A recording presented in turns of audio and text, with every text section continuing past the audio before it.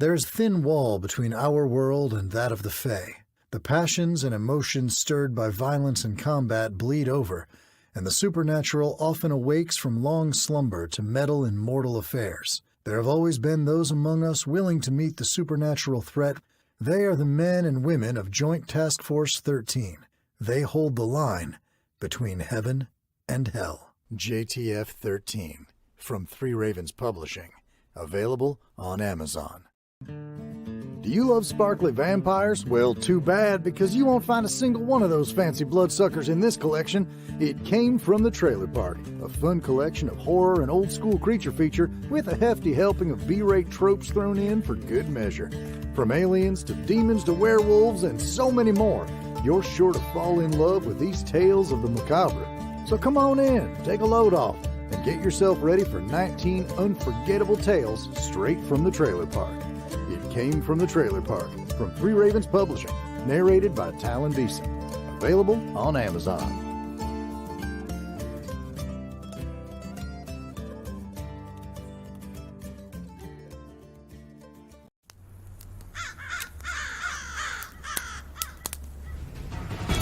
War, the only constant in the ever-changing landscape of Ram.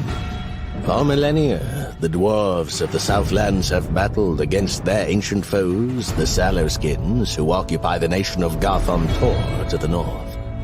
When a massive horde invades, the irascible bard Omens prepares to flee the Golden Keep, content to let others do the fighting. Through a cruel twist of fate, he is forced to accompany Princess Medin in a diplomatic mission to summon aid.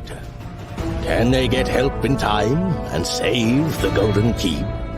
From the world of the Raven and the Crow, discover the adventure that awaits in The Dwarves of Ram, Omens of War. Written by Michael K. Favziani, narrated by Harry Frost. Available from Three Ravens Publishing on Amazon.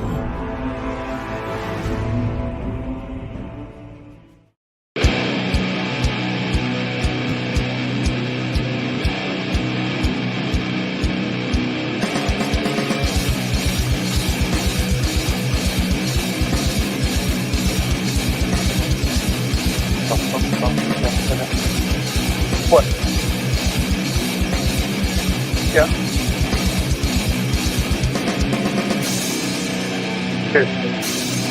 I'm testing. I'm experimenting. Well, I'm going to go out. I got to go get some habaneros and stuff too. So.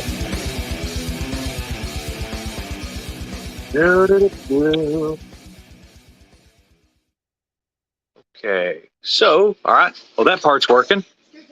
And I can see comments, so that's cool. All right. So I'm going to do some testing here and try this on my phone for a change, because I got to go outside and get some peppers because Mama's working on dinner and child is being loud. Shut up, dogs. Go away. All right. So, little pepper update. Where are you going? Come here, Gomez. La da da da da. All right, so let's see if I can do this. Settings, camera, and there we go. So the peppers are doing absolutely crazy. Look at all the habaneros I got on there. This thing's loaded.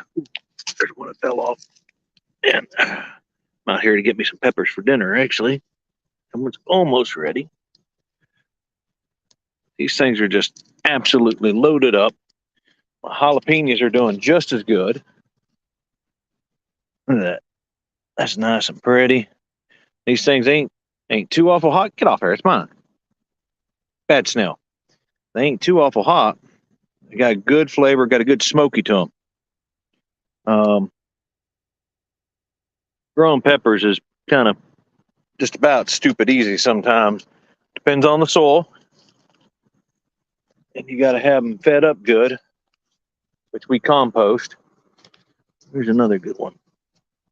maybe, no, you can stay for another day or two. Same there. So, yeah, I'm getting ready to have a flood of habaneros. Now, jalapenos, I done picked them. Yeah, I could pick these, but they're not quite ripe. I'm usually after the ones that have got that crackly to them, to where they look kind of evil. Yeah, here we go. So when you grow jalapenos and you want to get the best flavor out of them, you get that little crackly to them. Now, after a little while, they'll start to go red. And the more red they go, the sweeter they get. And it's just a matter of letting them go to the point where they don't start going bad, but they get sweet and the flavor changes. So it just increases their flavor profile. I think that's all the peppers for now. I already picked the majority of them and dried a whole crap ton of them the other day. I'll go out here and look at the tomatoes and stuff too. So I was working with a new kid today. And for those of y'all don't know, I work in engineering. So, been a design engineer for a very long time now. Right at 20 years of experience doing engineering work. Started out as a draftsman and worked my way up. And I guess that's one thing that I've had the blessing of, if you can call it a blessing, stand. I hate these cages. Oh, and we got cutworms. Look at that. So yeah, cages fell over because of the storms. Fresh veggies, yes. Oh, wait. That comment came in from someplace, but it didn't show. Huh. Okay, so you comment. Why is it not feeding through? This annoys the crap out of me. So the storms come through and it blew everything around, and I honestly hate these cages. They don't work right. I still have to stake them to get everything to stay because the little stakes don't work too good. No, but I've worked in engineering for a long time, and I've had the blessing of getting a thick skin before I ever got into writing, or well, actually actively trying to become a professional author. So that kind of got me trained up beforehand for when I finally got marks and, ooh, that was nasty, and got blood all over my stories. If you can't take a little bit of blood, then you need to grow some thicker skin. And I bring this up just because I had this new kid I was talking with today, and we were going through some stuff, and he was getting pretty upset. He was getting pretty hurt. And it's like, dude, you got to learn. You're fresh out of school. What you get taught in school doesn't necessarily translate into what we're going to teach you. And, everywhere I've ever been, I've had to unlearn and then relearn.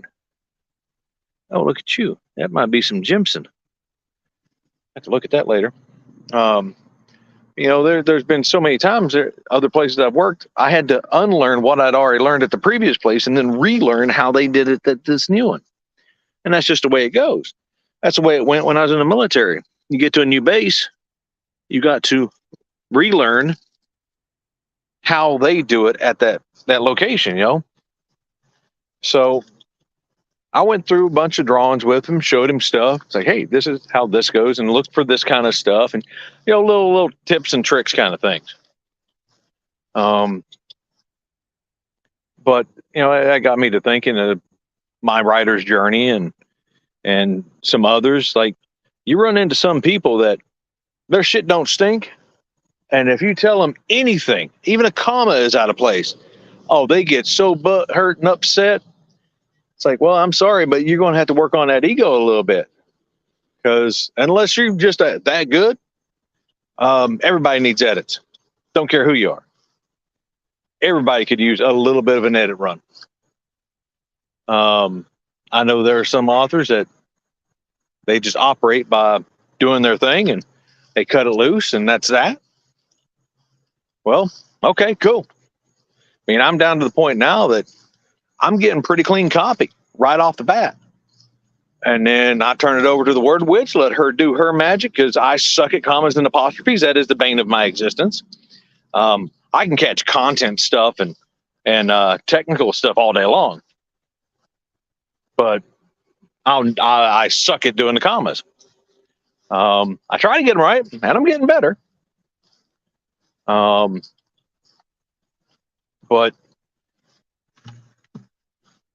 I'm getting to that point now where I'm getting some pretty good clean copy, and it's not as bad when I turn it over and get somebody else to believe on it. So, and you got to grow. And what are you doing, hero? Wow. I'm getting attacked by a cat. Wait, hold on. Let me switch this again. Camera. Back facing. Hey, hero. Come here. Hey, buddy. Hero the editor kitty. And then there's Pip in all his glory. Poor little Banny Rooster. Hey, girls. We're going to expand the chicken coop this year, too. Make it a little bit bigger, go out that way a little bit, and then those evil cages, probably take them things. I'm going to make a chicken run out of them. I'll work the joints up with some chicken wire so they can be just moved around wherever we want them to. It's kind of a flexible play tunnel. Close it up at night so they're not out there or anything gets in extra. But no, if somebody's bleeding on your stuff and taking the time to bleed on your stuff, don't get upset at them. Don't get pissed at them. Take it as a compliment that they took the time to sit down and do it, because it takes effort. And the fact that they're putting effort into you and your work, that means something. So don't get all pissy with them and bent out of shape because you think it's your shit don't stink. Go in there, take their marks, and look at it constructively. Does what they said, whether it's a suggestion or they put a comment or whatever, however you're doing it, whether it's Google Docs or track changes on Word, does it actually hold weight? And I'll do that. Getting marks from Steve and other people. Like, okay, does this hold weight here? Is this the intent that I went for? Okay, no. So then I need to fix it. And I'll look at it with open eyes because I want to improve the product. The better the product, the better the experience for the readers, and hopefully they come back for the next one. But it's all on perspective. And I sat and thought about that for a while before I clocked out the day job. This new kid, he's getting butt hurt. He's expecting to be fired. And it's like, dude, you're new. This happens. You've got to learn.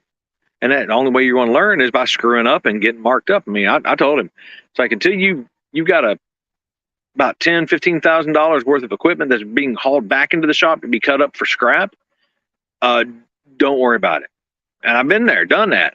That piece of equipment had to be completely stripped down and gutted and remade from scratch because it was made wrong. And I honestly don't remember if it was me or I want to say it was what we got from the customer, and they changed specs on us, and I never got the new copy. So, but that's happened before too. But you got to take it with a grain of salt, look at it, weigh it. Does it have value? Okay, so change it, or don't. But don't just blatantly go off the handle, get pissed off because somebody's marking on your stuff. Oh, look, it finally popped up a comment.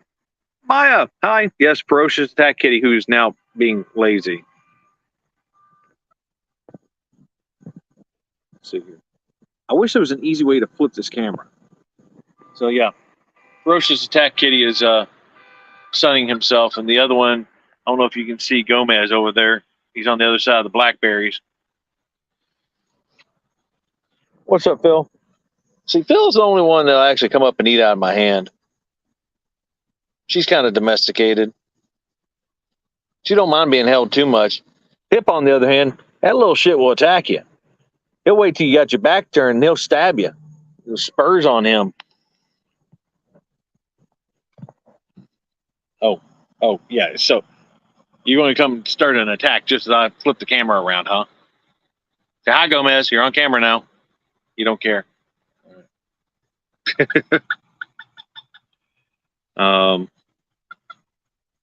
Stabby chicken. Yes, David, he is. I mean, he got spurs on him like that for a little banny.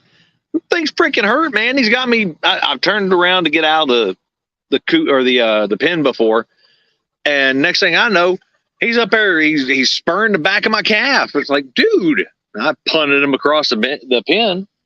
He didn't do that again for a while, but usually I get too close and he starts getting stabby with me. And it looks like he's been digging. I'm gonna have to fix some of these holes so we don't have a coyote get in here to him. But yeah, go back, look at marks. Do if you got to take a minute, go through, look at them, get pissed off. And I know I've done this before myself on some of my earlier things. Get pissed off, put it down, think about it, come back to it later. And then you've already gotten past that knee jerk, oh my God. Now you can actually look at it constructively and do something with it. Instead of just being all pissed off that somebody bled on your stuff. And ego has a lot to do with the way people act and react. And getting past the ego is not easy by any means for anyone. But once you get past that, then things open up and things happen quicker. And I bring that back around to the when your give a shit's finally broken, then you can get on with the job without having all that fuss and crap going on in the background.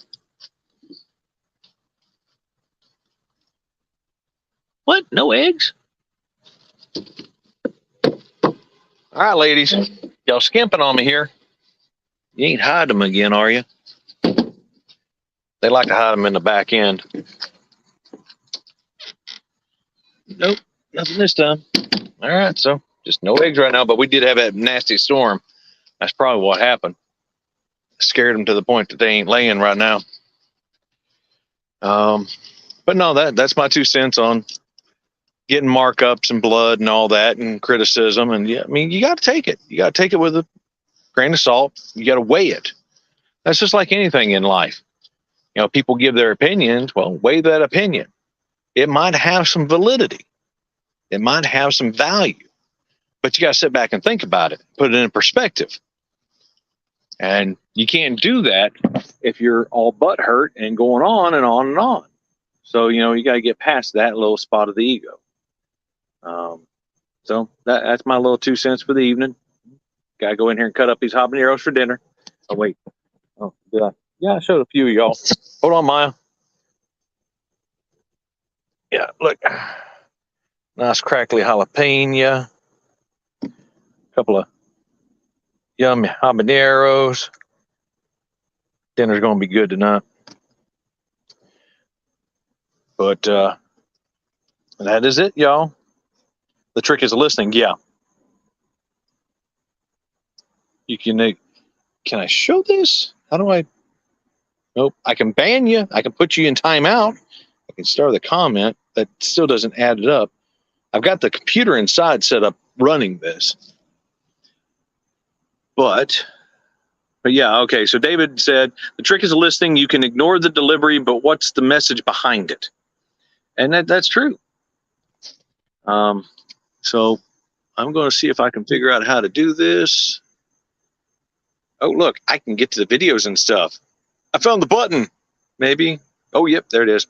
All right, so that's my 2 cents. Time to go in and cut up some habaneros. I'll catch y'all later. Have a good evening. Get your word count in. Boom.